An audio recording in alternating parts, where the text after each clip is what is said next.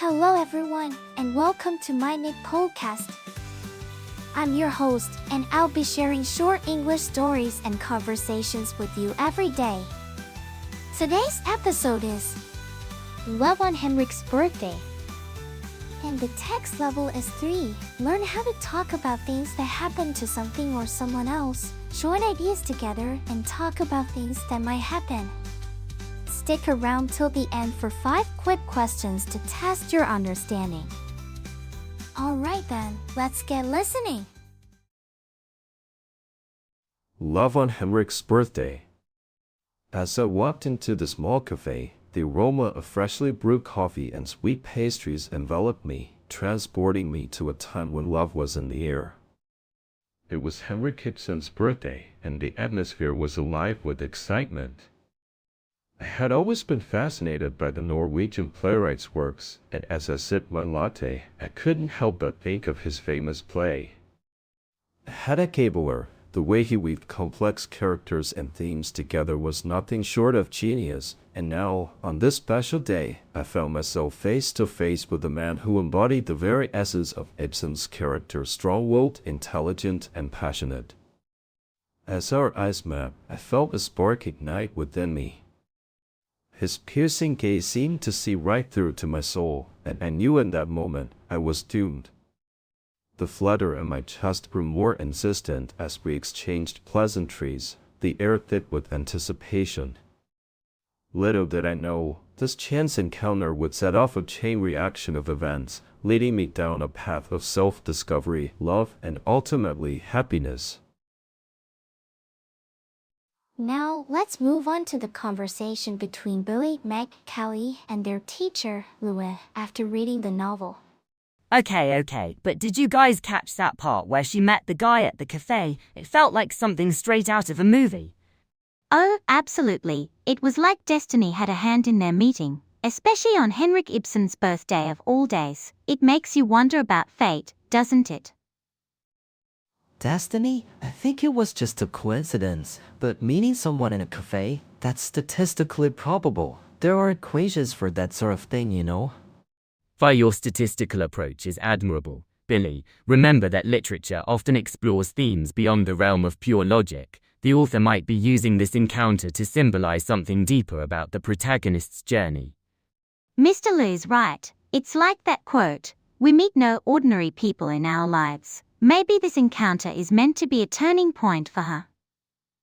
Yeah, and what about that line, doomed? Sounds intense, right? Do you think she meant it literally or figuratively? Excellent question, Kerry. The author's use of the word doomed certainly creates a sense of foreboding. It suggests that this encounter might lead to both positive and negative consequences, which is often the case in life's most transformative experiences. Well, if we analyze the passage logically, doom probably implies a significant change in the protagonist's life, not necessarily a negative one.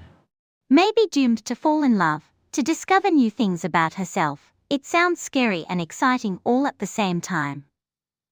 I can't wait to read what happens next. This book is way more interesting than I thought it would be.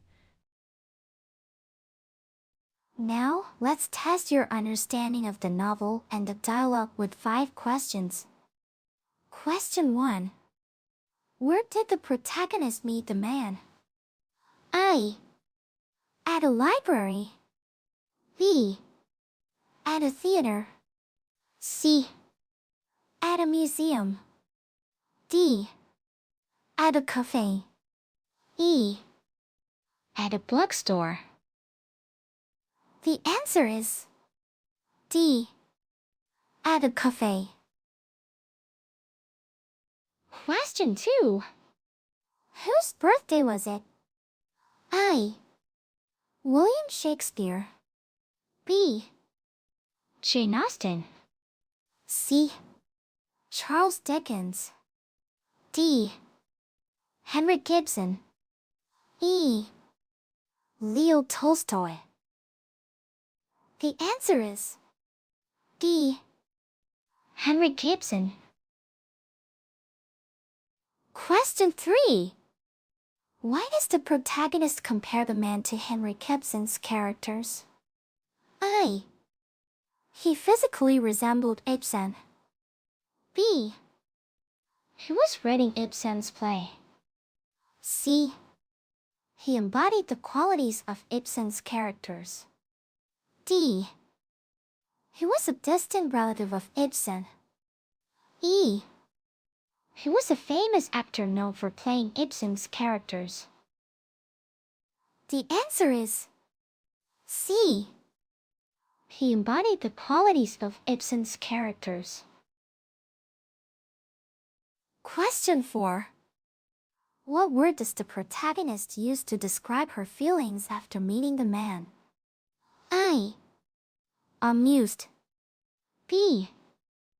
Indifferent. C. Annoyed. D. Doomed. E. Relieved. The answer is D. Doomed.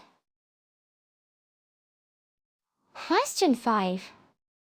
According to the dialogue, what literary element might the meaning in the cafe represent?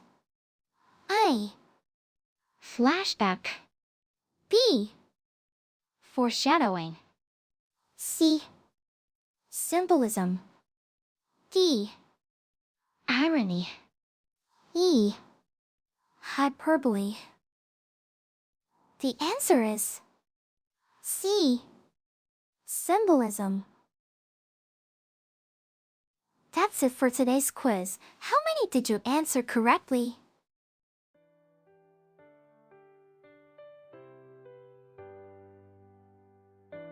Thanks for tuning in to my channel today. I hope you enjoyed the stories and conversations and found the quiz challenging yet fun. Don't forget to subscribe or follow us for more daily English learning content. Until next time, keep practicing your English and have a wonderful day.